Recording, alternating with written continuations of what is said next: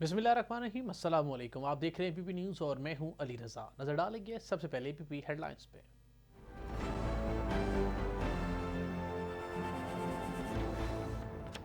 ये आप सबको समझना चाहिए कि ये एक पाकिस्तान में फैसला कौन भागता है। बेरोजगार सियासतदान इकट्ठे हो गए हैं कि ये सारे इकट्ठे हुए क्यों हैं। ये बात हक पर है कि कुफर का निज़ाम चल सकता है लेकिन नाइंसाफ़ी का निज़ाम नहीं चल सकता। कायदे आज़म के नज़रिए पर चलकर ही मुल्क आगे बढ़ सकता है। वज़ीर आज़म का इंसाफ लाइन्स फोरम के ज़ेरे तमाम सेमिनार से खिताब। कहा, मुसलमान मुआशरा रियासत मदीना के असूलों पर अमल पैरा होकर ही मिसाली बना। कानून की बालादस्ती के बगैर खुशहाली मुमकिन नहीं।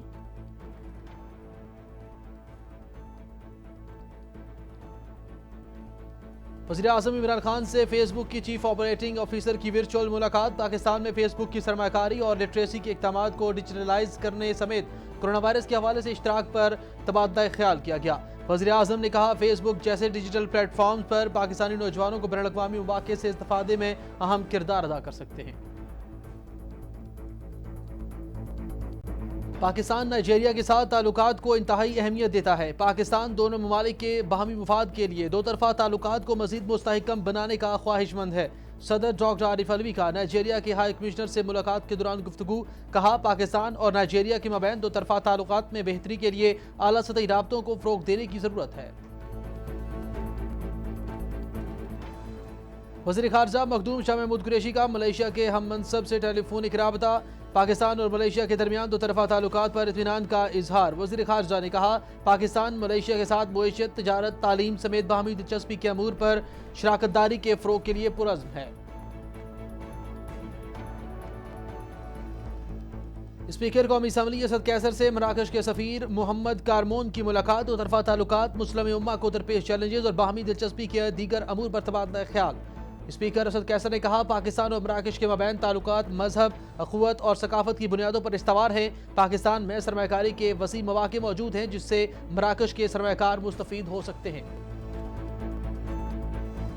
चेयरमैन सेनेट से पाकिस्तान काटन जनरेशन एसोसिएशन के वफ्द की मुलाकात। पाकिस्तान में कपास की फसल की काश्त और पैदावार में मुसलसल कमी के हवाले से आगाह किया। चेयरमैन सेनेट ने कहा, कपास पाकिस्तान की पहचान थी। पाकिस्तान में अच्छे मेयार की कपास पैदा होती थी। कपास की फसल की काश्त और पैदावार में इजाफे के लिए ज़राअत के शुबे से मुतल्लिका इदारों और ज़राई तहकीक के इदारों के मबैन हम आहंगी की ज़रूरत है।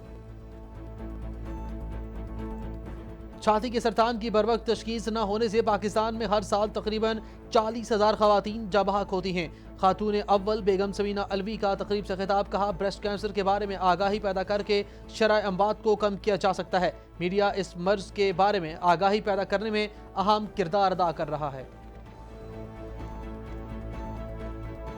वज़ीर आज़म की मुआविन ख़ुसूसी बराए तख़फ़ीफ़ ग़ुरबत डॉक्टर सानिया नश्तर का NTC का दौरा। एहसास डाटा को महफूज बनाने के इंतज़ामात का जायज़ा। डॉक्टर सानिया नश्तर ने कहा कि एहसास प्रोग्राम गरीब अफराद के लिए पाकिस्तान का सबसे बड़ा प्रोग्राम है। टेक्नोलॉजी ने गुर्बत के तख़फ़ीफ़ के अमल को शफाफियत और अफादियत को बेहतर बनाया।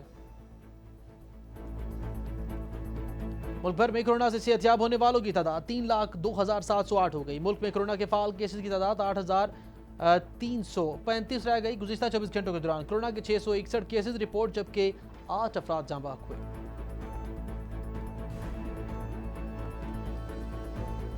दुनिया भर में कोरोना वायरस से 3 करोड़ 67 लाख से ज्यादा अफराद मुतासर। अमवात की तादाद 2,66,000 से तजावुज कर गई। कोरोना से मुतासरा 2 करोड़ 76 लाख से ज्यादा मरीज सेहतयाब। अमरीका और भारत कोरोना वायरस से सबसे ज्यादा मुतासर होने वाले ममालिक में शामिल। और आइंदा 24 घंटों के दौरान मुल्क के बेशतर इलाकों में मौसम खुश्क, मैदानी इलाकों में गर्म रहेगा। महकमे मौसमियात के मुताबिक गुज़िश्ता 24 घंटों के दौरान मुल्क के बेशतर इलाकों में मौसम गर्म और खुश्क रहा।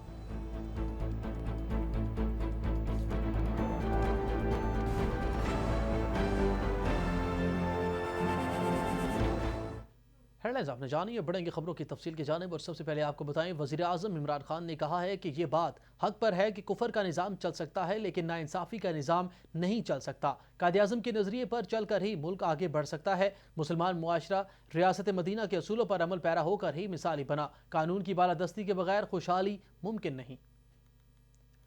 انصاف لائرز فورم کے زیر اہتمام سیمینار سے خطاب کرتے ہوئے وزیر اعظم عمران خان نے کہا کہ ہمیں اپنے نوجوانوں کو اسلاف کے اقتدار اور سنہری اصولوں سے آگاہ کرنا ہے۔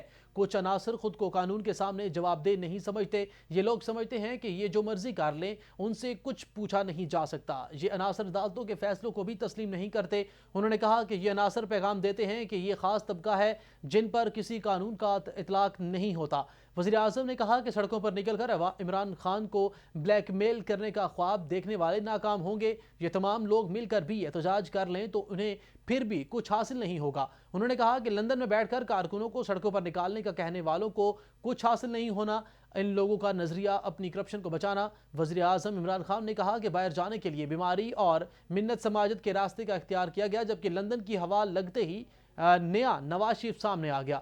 نواز شریف نے آج تک دولت کے بارے میں کوئی مصدقہ دستاویزات نہیں دی۔ کتنی حیرت کی بات ہے کہ 3 بار وزیر اعظم رہنے والے کے پاس ثبوت کے لیے کچھ نہیں ہے۔ میں نے سپریم کورٹ میں اپنے تمام اثاثوں کی تفصیل پیش کی۔ انہوں نے کہا کہ قدرت نے پاکستان کو بہت سے وسائل سے نوازا ہے۔ ترقی یافتہ ملکوں کے خوشحالی کا راز قانون کی حکمرانی ہے۔ جہاں حکمرانوں نے کرپشن کی اور خود کو قانون سے بالاتر سمجھا، قومیں تنزلی کا شکار ہوئیں۔ یہ ایک پاکستان میں فیصلہ کن وقت ہے۔ یہ جو سارے بے روزگار سیاستدان اکٹھے ہو گئے ہیں،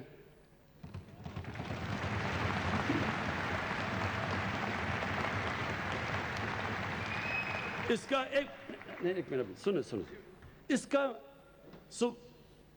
اب سب پوچھیں کہ یہ سارے اکٹھے ہوئے کیوں ہیں، اور اس کے اندر آپ کو سمجھ آ جائے گا کہ یہ کتنا فیصلہ کن وقت ہے پاکستان میں۔ یہ سارے اکٹھے اس لیے ہوئے ہیں کہ یہ قانون کی بالادستی نہیں مانتے۔ یہ کہہ رہے ہیں اصل میں کہ ہم قانون سے اوپر ہیں، ہم جواب دہ نہیں ہیں، ہم چوری کریں، ہم ڈاکے ماریں، ہمیں کوئی ہاتھ نہ لگائے، ہم اگر کوئی ہاتھ لگائے گا تو جناب یہ انتقامی کارروائی ہوگی، عدالت فیصلہ کرے گی۔ پورا 2 سال کے بعد جے آئی ٹی کے بعد عدالت فیصلہ کرتی ہے تو وہ اگلا کہتا ہے مجھے کیوں نکالا، مانتا ہی نہیں ہے۔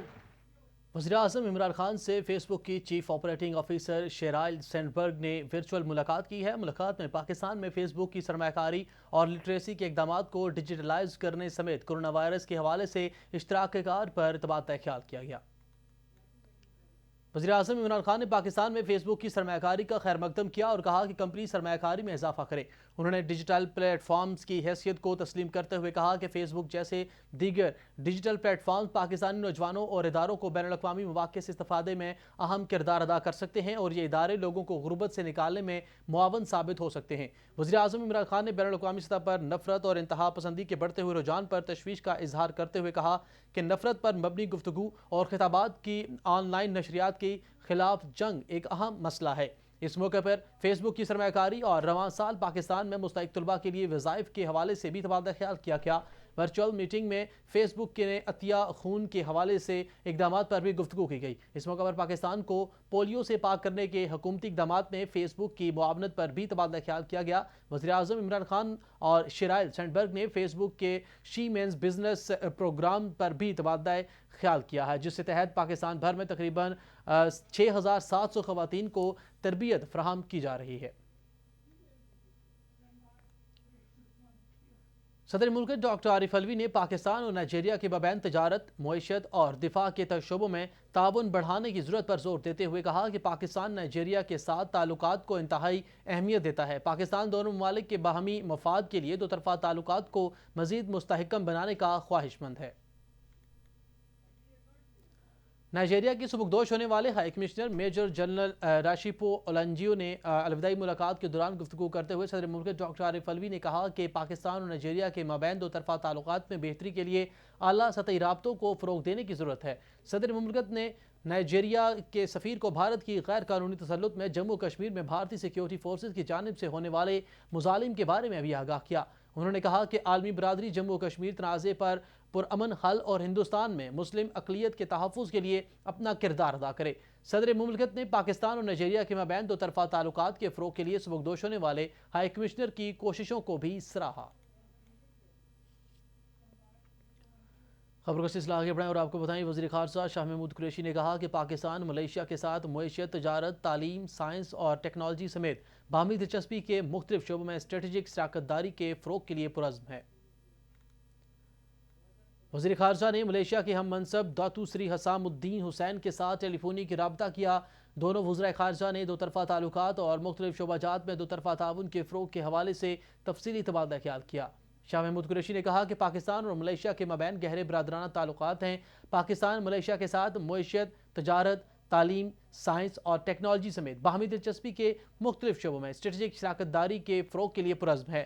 دونوں وزرائے خارجہ نے پاکستان اور ملیشیا کے مابین پائے جانے والے دو طرفہ تعلقات پر اظہار اطمینان کرتے ہوئے کرونا وبا کے دوران دو طرفہ مثالی تعاون کو سراہا۔ وزیر خارجہ شاہ محمود قریشی نے کرونا وبا کے دوران ملیشیا میں مقیم پاکستانی کمیونٹی کا خصوصی خیال رکھنے پر ملیشین وزیر خارجہ کا شکریہ بھی ادا کیا۔ وزیر خارجہ نے دسمبر میں ملیشیا میں ہونے والی ایشیا پیسیفک اقتصادی تعاون کے اجلاس میں کامیاب انعقاد کے لیے نیک تمناؤں کا اظہار کیا۔ دونوں وزرائے خارجہ نے دو طرفہ تعلقات اور روابط کے فروغ کے لیے باہمی مشاورت جاری رکھنے پر بھی اتفاق کیا۔ وزیراعظم عمران خان سے توانائی کے شعبے سے تعلق رکھنے والی شخصیات محمد علی ٹبہ، شاہد عبداللہ اور انصار احمد نے ملاقات کی ہے۔ ملاقات میں توانائی کے شعبے سے متعلق امور پر بات چیت کی گئی۔ وفاقی وزیر بحری امور سید علی حیدر زیدی، مشیر خزانہ عبدالحفیظ شیخ، معاون خصوصی تابش کوہر نے بھی اس ملاقات میں حصہ لیا۔ اسپیکر قومی اسمبلی اسد کیسر سے پاکستان میں مراکش کے سفیر محمد کارمون نے ملاقات کی، جس میں دو طرفہ تعلقات، مسلم امہ کو درپیش چیلنجز اور باہمی دلچسپی کے دیگر اہم امور پر تبادلہ خیال کیا گیا۔ اسپیکر اسد کیسر نے گفتگو کرتے ہوئے کہا کہ پاکستان اور مراکش کے مابین تعلقات مذہب، اخوت اور ثقافت کی مضبوط بنیادوں پر استوار ہیں۔ پاکستان مراکش کے ساتھ اپنے برادرانہ تعلقات کو بڑی اہمیت دیتا ہے اور دو طرفہ تعلقات کو مزید مستحکم بنانے کا خواہش مند ہے۔ دونوں ممالک کی پارلیمانوں میں روابط کو فروغ دے کر دو طرفہ تعلقات کو مزید مستحکم بنایا جا سکتا ہے۔ قومی اسمبلی میں قائم پاک مراکش پارلیمانی دوستی گروپ پارلیمانی روابط میں اضافے کے لیے مناسب فورم ثابت ہو سکتا ہے۔ انہوں نے کہا کہ پاکستان میں سرمایہ کاری کے وسیع مواقع موجود ہیں، جس سے مراکش کے سرمایہ کار مستفید ہو سکتے ہیں۔ اسپیکر اسد کیسر نے کہا کہ دونوں ممالک میں اقتصادی رابطوں کو فروغ دے کر دونوں ممالک میں پائے جانے والے تجارتی حجم میں اضافہ کیا جا سکتا ہے۔ پاکستان افریقی ممالک کے ساتھ اپنے تعلقات کو مزید مستحکم بنانے کے لیے لیگ افریقہ پالیسی کے ساتھ اس پر عمل پیرا ہے، جبکہ مراکش کے سفیر نے کہا کہ مراکش پاکستان کے ساتھ اپنے دوستانہ برادرانہ تعلقات کو قدر کی نگاہ سے دیکھتا ہے۔ دونوں ممالک کے مابین دیرینہ تعلقات وقت کے ساتھ ساتھ مزید مستحکم ہو رہے ہیں۔ محمد کارمون نے کہا کہ مراکش پاکستان کے ساتھ دو طرفہ تجارت میں اضافے کے علاوہ معاشی اور ثقافتی تعلقات کو مستحکم بنانا چاہتا ہے۔ دوسری جانب چیئرمین سینٹ محمد صادق سنجرانی سے پاکستان کاٹن جینز ایسوسی ایشن کے چیئرمین ڈاکٹر جاسو مال ٹی لیمانی کی سربراہی میں وفد نے ملاقات کی ہے۔ ملاقات میں چیئرمین سینٹ کو پاکستان میں کپاس کی فصل کی کاشت اور پیداوار میں مسلسل کمی کے حوالے سے تفصیلی طور پر آگاہ کیا گیا۔ وفد نے چیئرمین سینٹ محمد صادق سنجرانی کو آگاہ کیا کہ پاکستان میں کپاس سے تقریباً 15 ملین گھانٹیں بنتی ہیں، جبکہ کپاس کی کاشت اور پیداوار میں مسلسل کمی کی وجہ سے ان کی تعداد 7 ملین تک محدود ہو گئی ہے، اور معیاری بیج اور جدید مشینری کی عدم دستیابی کی وجہ سے کسانوں میں متبادل فصلوں کی کاشت کا رجحان بڑھ چکا ہے۔ کسانوں نے دوسری فصلیں کاشت کرنا شروع کر دی ہیں۔